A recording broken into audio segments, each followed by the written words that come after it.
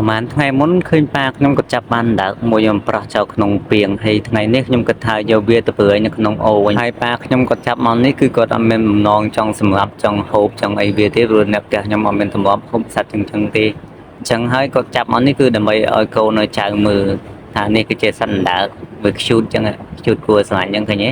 ទូចមែនទែនខ្ជូតហើយកូនមើលហើយអញ្ចឹងថ្ងៃនេះគិតថាយកវាទៅប្រើចោលក្នុងអូវិញហើយបាទនេះទូចមែនទែនប៉ុនបាត់ដៃបានប៉ុនបាត់ដៃផងបាទគួរស្រឡាញ់តែយើងចាំបាច់ទៅប្រើញើវិញព្រោះវាធ្វើការរស់តាមបែបវាដែរសេរីភាពមកវាយើងហូបទៅសត្វណាយើងគួរហូបបានដែរបាទសត្វណាចាំបាច់ត្រូវហូបចំហូបត្រូវសម្រាប់សត្វណាយើងមិនចាំបាច់ទេគឺថាប្រើឲ្យវាទៅវិញទៅនេះមើលមុខតិចសិនបាទខ្ជូតមើលមុខមុនបែកគ្នាខ្ជូតគួរស្រឡាញ់បាទដាក់ទៅហើយដាក់ចាំមើលមួយនាទីបានវាហើទៅព្រួយសត្វហ្នឹងងាយដើរទេបាទដាក់ចោលចឹងតែយើងកុំមើលវាបានវាដើរមើលព្រៃព្រឹក្សាទៅណាមើលវាអត់ដើរតែហ្មង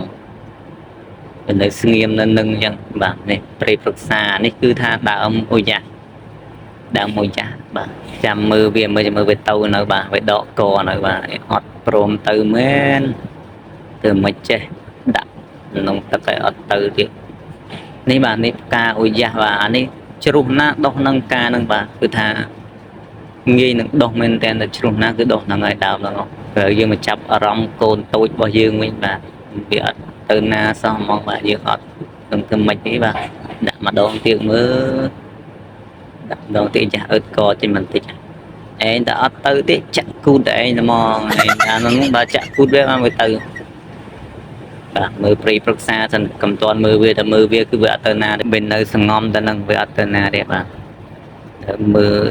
ការអ៊ុយយ៉ាតិចសិនទៅបាទលួចមើលវាមើលឯងចាស់អើតកចេញបន្តិច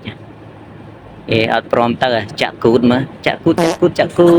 ងចាស់អើតក្បាលមកឯងចាស់ទៅហើយអូដល់ចាក់គូតមែនហ្នឹងបានទៅហ្នឹងទូនហ្នឹងបាយបាយជូនពរសុខសប្បាយវើយ